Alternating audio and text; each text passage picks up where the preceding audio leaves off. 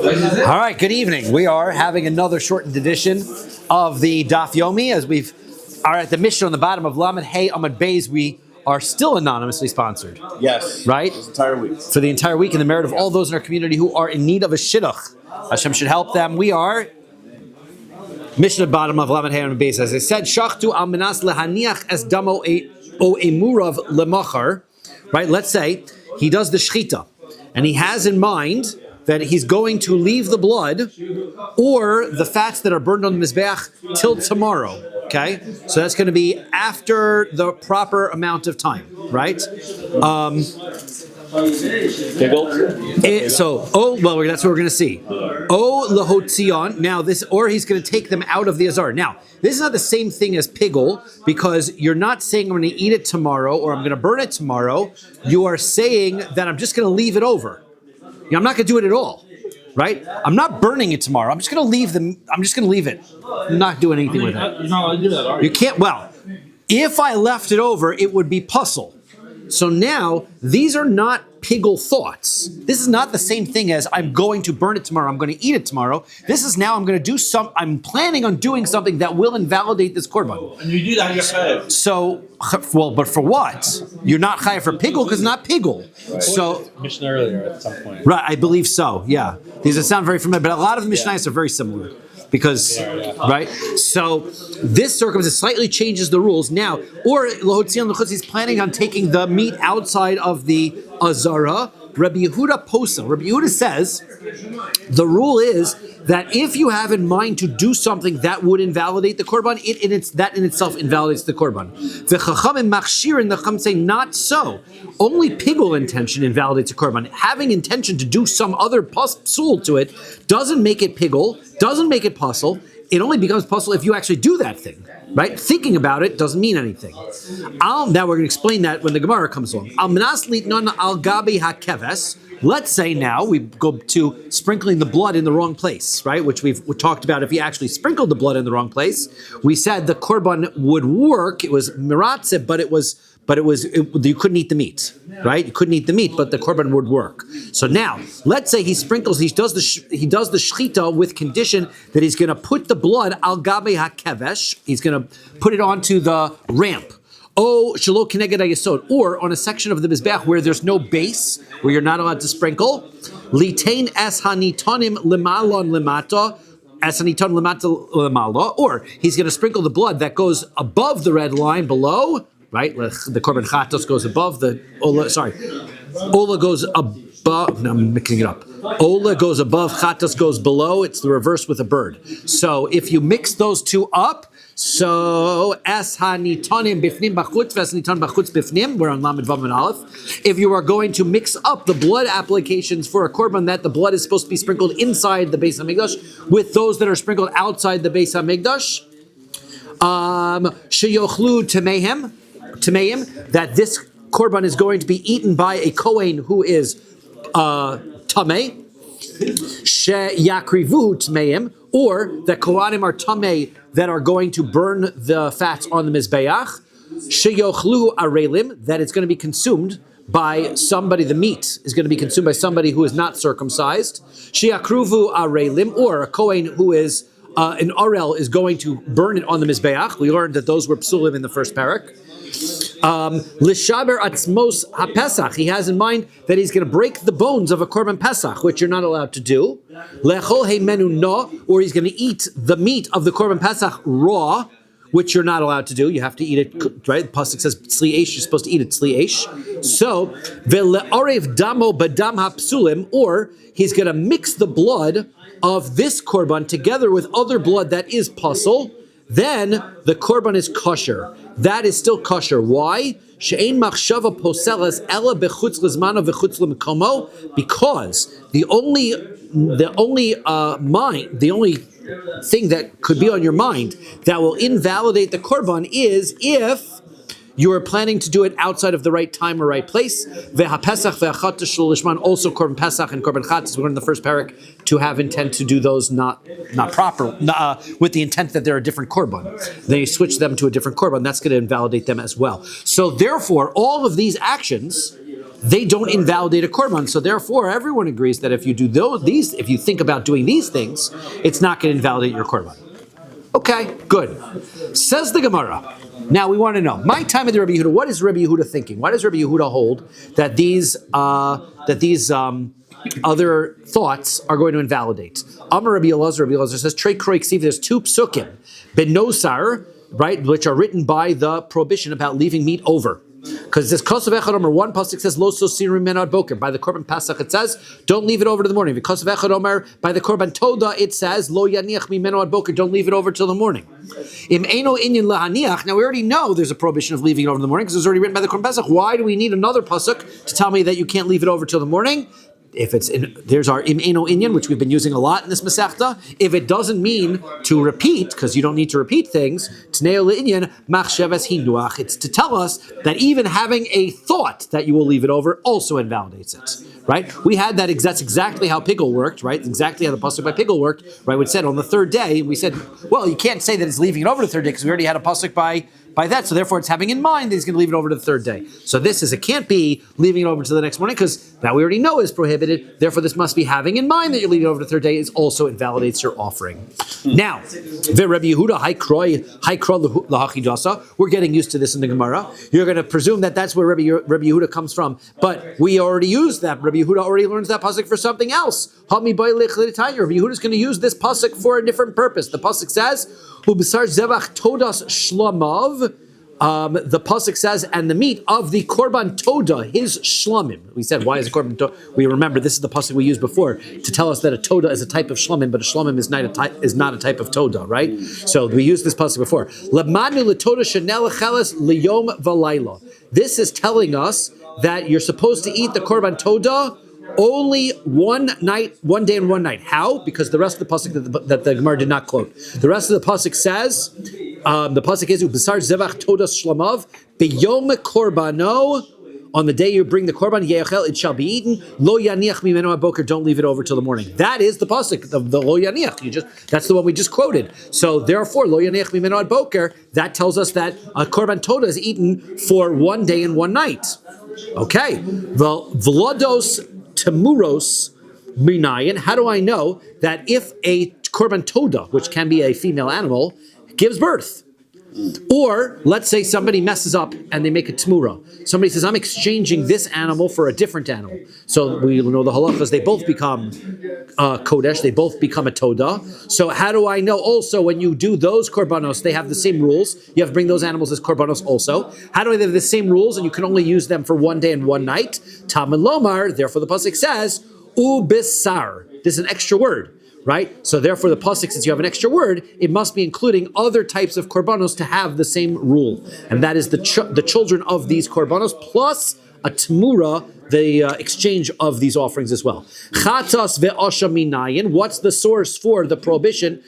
What is the source to tell me that a korban chatas and a korban asham has to be also eaten one day and one night?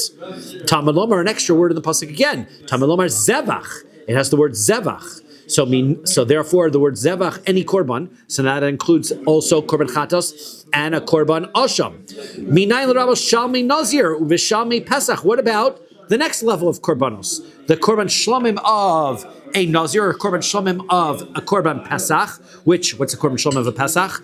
When you would bring a korban pesach, you had to eat it al hasova when you already satiated. Therefore, you had to bring accompanying with it a korban shlamim that we called a chagiga, and you would bring that as well, and they would eat that korban, and then they would be full when they ate the korban pesach. Talmud lomar, therefore the pasuk says shlamav. The pasuk has an extra word again. Shlamav tells me that these korbanos also can only be eaten one day and one night. Lachmei toda v'chalos rikikim sheba nazir minayin. What about the loaves of bread of the korban toda, or the loaves of bread and the fried dough that's brought with the korban of the nazir? How do I know those are only eaten for one day and night? Talmud lomar, the pasuk says korbano. It's korban. So therefore, the Brisa wraps up, kulan kore ani bahen lo yaniach. All of this, since the whole pasuk is filled with all of these extra words, all of these types of korbanos are included in this phrase, you shall not leave it over till the morning. And so therefore, this pasuk is not telling me that you shouldn't have a thought of leaving it over to the morning. This pasuk is critical. It's telling me that these are the rules of all these types of offerings can only be eaten for one day and one night. So therefore, what do you mean? How come I'm learning it for a thought? So the answer is, the Gemara says, as we've done this before, it's for both, right? We're going to learn for both. Im Kain, if the pasuk was only talking about that drasha that we just brought, lema kra lo so siru, then the pasuk could have said, do not leave it over. Lo so siru mimeno ad boker, don't leave it over, which is the same phrase that he uses by the Korban Pesach. Use the identical words. My lo yaniach, why does it change? Use a different word to leave over. The word leave over, lo so siru, to leave over. Lo yaniach, don't leave it. Why do they change different word? The answer is, im einu inyan lihinuach, tinenu inyan lemachsheves hinuach. Therefore, it must be telling me another drasha as well, which is not just to leave it over, but even the thought of leaving it over. Right? That's awesome. Right? Good. That's exactly what it is. I thought there's like a fair ship sukkim that tell you Hashem meant 5 times. You'd like to think so. I've sworn there was right. that tells you one day and one night. Nah, you'll read them through and go, there. So much is missing that, and that's why nobody likes to learn Vayikra. Because you have to know Mizrach Zevachim to be able to learn Vayikra. It's not so simple. Not so simple. Definitely. Every word and every pasuk is connected, and this and that, and the other word, and this is connected to that one. Every word means. Do you even understand the words you read when you late? It's hard. It's hard. I'm going to tell you. No, it's common, and I will tell you. They used to say about the Vilna Gaon at the end of his life that the only thing that he learned was Chumash. Because he knew everything else so well that as he read the words of the Chumash, every drush and every thought would come to him, right? But when I'm reading the psukim, I'm not remembering every drush of all of the Masech. That's why somebody got me a really nice sefer, right? All of the drushos in the Gemara from the Chumash. So when I learn Chumash, I see all the drushos. That's why I like that sefer. It's very good. Okay. What's that called? What is it called? It's like it's an Art scroll. It's got Chumash with like references all the Gemara, right? It's really cool. I'll bring you to take a look. It's pretty neat, right? It's pretty nifty, right? I don't know if people say nifty, but when I was coming to Ha Tinach, so the Gemara says, okay, so now the Gemara is going to push off that drasha. Ha Tinach lehaniach lehotzi ma'ik lememar. Okay, fine. You've got this extra word lehaniach to tell me that it's the thought about thinking about leaving it over. But what about the Mishnah's statement that if you were thinking about taking it out of the Azara, there's no extra phrase for that. What's the source for that? Right? So therefore, the Ode, and furthermore, time of the Rabbi Yehuda Svarahu. That's not even why. It's not even a pasuk. Forget that drasha. That's not why Rabbi Yehuda says. It's completely logic. Titania we learn a brayso. Amar Rabbi Yehuda. Rabbi Yehuda told the Chachamim, Iatem modim, you guys have to agree. Sheminichu lemachar shu pasuk. If you actually left it till tomorrow, it would be pasul. So therefore, afchi shivlanichu lemachar pasul. He just says, since if you would have done it, it's pasul. Thinking about doing it makes it pasul. Ela time of Rabbi Yehuda Svarahu. That's the logic. And therefore, he holds that whenever something is going to make a korban pasul, thinking about that thing also makes a pasul. Okay, that's his logic. Thoughts make reality. Thoughts are reality, right? That's his thing. Now, v'niflag nami Rabbi Yehuda bekulahu. So now, okay, the whole next part of the Mishnah lists. I'm going to put the blood on the ramp. I'm going to put it above the line, below the line. All those were also problems, weren't they? And Rabbi Yehuda never argues in any of those and says that they invalidate the korban by machshava. At the end, the Mishnah says all of those are kosher, and Rabbi Yehuda says nothing. Niflag Rabbi Yehuda bekula. Why doesn't he argue about all of those cases? So Gemara says, well, behind Niflag, which one do you want him to argue about? Let's go through each one of these cases. You'll see why he doesn't argue. What about breaking the bones of the korban pesach or eating it raw? Doing that is prohibited, but that doesn't invalidate the korban. Your korban pesach is still valid. You're not allowed to losa say don't eat it raw. Don't break the bones, but it doesn't invalidate the korban pesach, right? If you're sitting at a table and one guy breaks a bone, that doesn't mean everybody else's korban pesach is no good, right? One guy did the wrong thing. Okay, al minas sheyochlu tameim. Let's say he has in mind that a tamei person's going to eat it. V'sheyakruvu tameim, or the kohen whose tummy is going to bring it. Zivcha gufei mimifsal. Doing that is not right, but it doesn't invalidate the korban.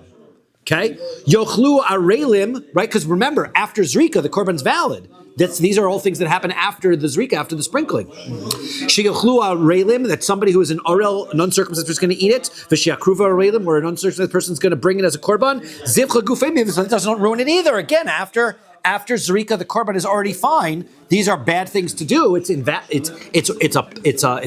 an isser to do it, but it doesn't invalidate the korban, so therefore it doesn't count. Rabbi Yehuda doesn't.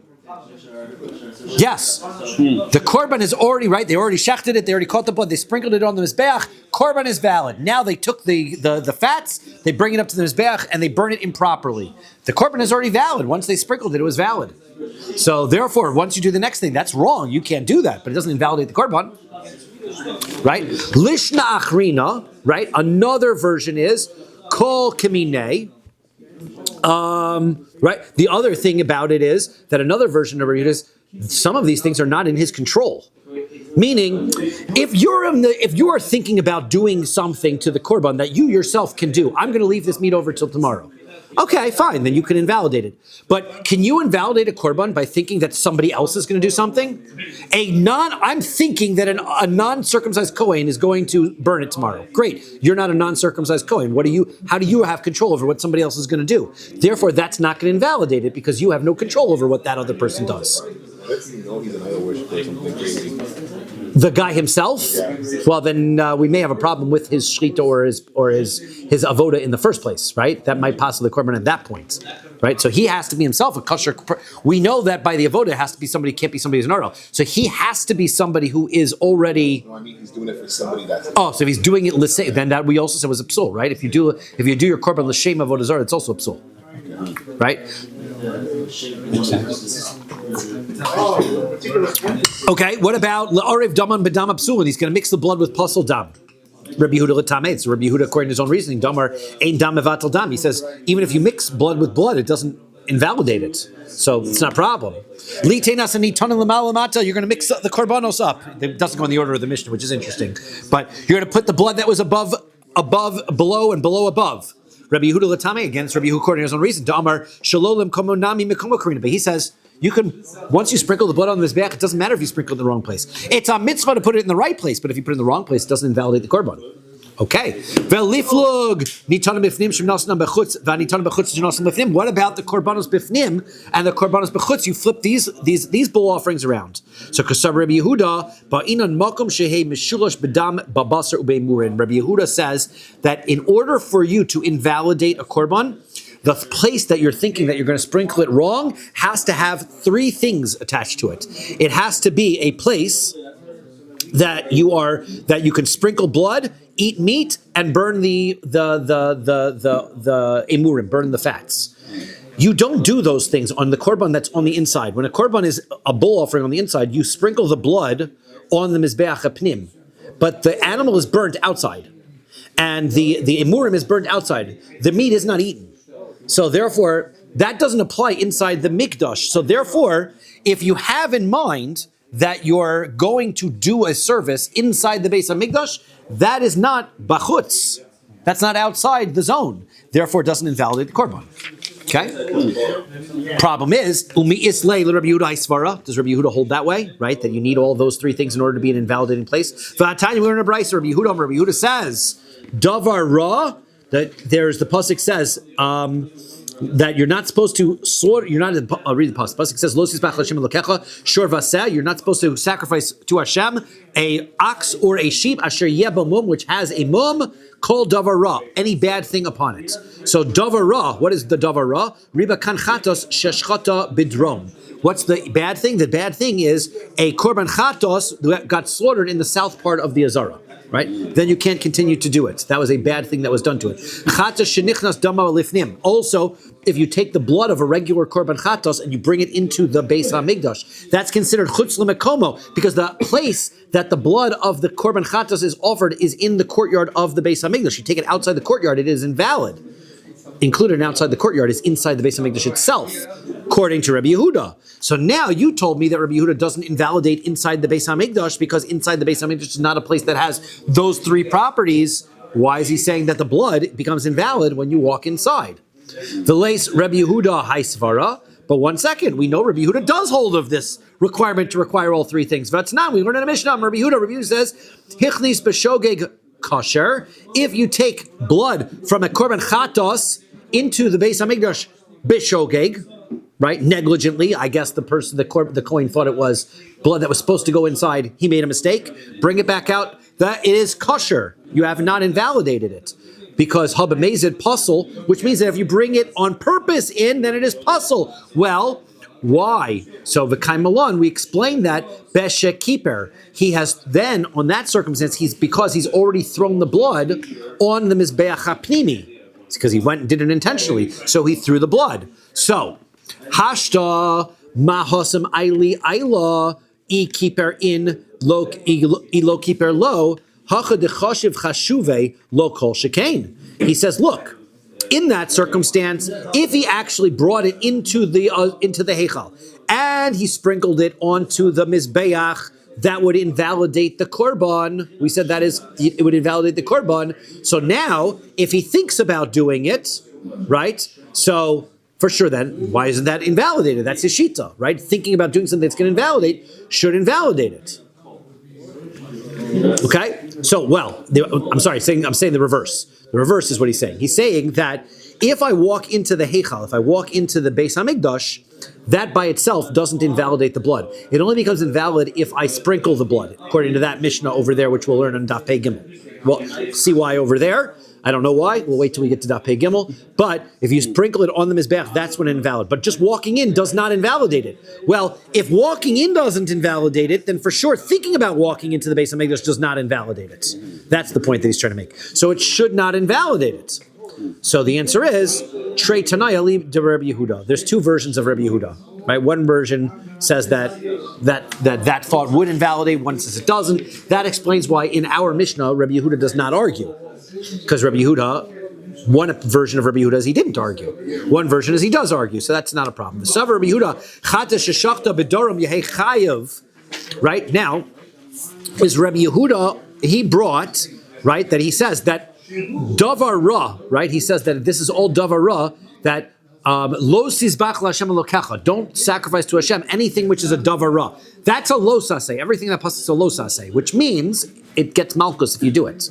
So what was included? Bringing a korban that's a mum, and he said slaughtering a korban chatos on the south side of the Beis Hamikdash, of the south side of the courtyard. So what is he saying? You get kares, you get malchus, you get lashes if you slaughter a korban chatos on the south side of the azara. V'hatanya, Rabbi Yehuda does not hold that way. We're in a brayso. Rabbi Yehuda says, Yacho chatas sheshchachta b'daram yechayev. You might think that if you slaughtered a korban chatas in the south side of the azara, that you'd be chayev malchus. Talmud lomer. Therefore, pasuk says, Lo sizbach LaHashem Elokecha shor vaseh. You should not sacrifice it for shor vaseh. Kol davara, anything that is bad. Al davara tamechayvo via tamechayvo al chatas sheshchachta b'daram. On the bad things. What is bad things? According to this version, bad things, Rashi says, means an open and obvious blemish. An open and obvious blemish is a bad thing. That's because it's a bad animal. It's clear it's a bad animal. That's where you get malchus, not for shechting it in the south side. So again, the Gemara answers, Trei Tanaya Libid Rabbi Yehuda. There's two versions of Rabbi Yehuda. One version of Rabbi Yehuda says you do get malchus for that. One says not. Amar Rabbi Abba says, Umod Rabbi Yehuda shechozer v'kovo lepigul. So he says, he can go back and he can establish this korban to be pigul. Right? In other words, he already thought that he was going to do some other kind of invalidation, which we said, according to Rabbi Yehuda, invalidates the offering. That thought invalidates. If he goes back and now changes the next avoda and has an actual pigul thought, that will actually turn the korban from puzzle to pigul.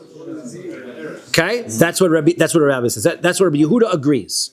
Now, Amar Rava. Right? Normally, that's not the way that it works. Normally, if we have a psul in the korban, we cannot turn around and make a pigul afterwards. Amar Rava says, Teda, you should know that is the case. De pigul lifnei zrika lo klubhu. There's no such thing as pigul before you sprinkle the blood, right? Because once you sprinkle the blood, that's when the korban gets established, right? So, asya zrika v'kava la bepigul, comes the zrika, and that establishes it as pigul. So therefore, everything is flexible before you do zrika, right? So that all makes sense.